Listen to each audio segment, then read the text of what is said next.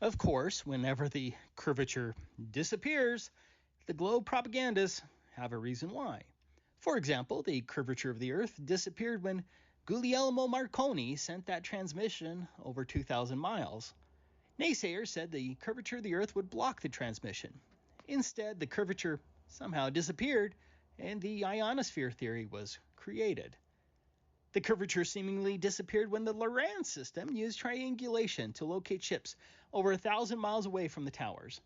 In this case, the radio signals didn't bounce off anything, but were said to inexplicably hug the curvature of the Earth. How triangulation over 1,000 miles works on a ball and a vastly curved baseline isn't explained. We have repeatedly discussed the World War II German Knickerbein system, which used line-of-sight bombing beams that were hundreds of miles away from the target locations. For some reason, the curvature disappeared for those line-of-sight bombing beams as well. How about the fact that sonar technicians have stated that there is no sonar acoustic Earth curvature shadow? The curvature disappears there too. How about the U.S. government's SOSUS submarine surveillance program that could monitor submarines thousands of miles away from the recording devices by way of triangulation? How triangulation based only on a math, assuming a flat Earth, could work on a globe with objects thousands of miles away is never explained. Again, the curvature disappeared without a trace. Maybe you remember the fact that humpback whales can communicate over 4,000 miles away. Why doesn't the 500-mile-high Earth bulge between the whales affect the communications? Seems like the alleged 1,800-mile-tall Earth curve acoustic shadow just disappeared. Do you remember the record 830-mile line-of-sight LoRa transmission at sea level?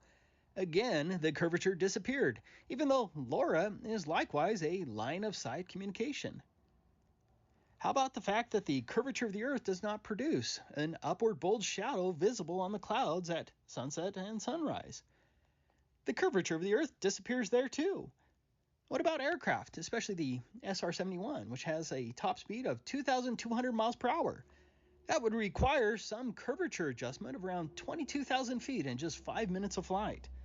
Again, the curvature disappeared, and the globe propagandists vie for the most plausible explanation as to why the curve keeps disappearing, regardless of the speed of the flight or the plane's altitude. What about the gyroscopic attitude indicator in an airplane? It should continually rise as the airplane is allegedly adjusting for the curvature of the Earth. Again, there's some automatic curvature removing device that fixes that one. What about this high-altitude balloon footage at around 120,000 feet? No curvature there either. No visible curvature at even an alleged 329,000 feet. Look at this video from BMLSB 69 viewing the Anacapa Arch in California at a distance of 31.8 miles with a camera height of 1.5 feet. 612 feet should have been hidden behind the bulge. Again, the curvature disappeared without a trace. Could you imagine if you're making a long-distance observation at this man holding a child, and someone told you that the man is actually hidden behind a house at the horizon that's blocking your view, but the house just disappeared due to refraction, leaving a person behind the house unaffected? You would rightfully think they were insane.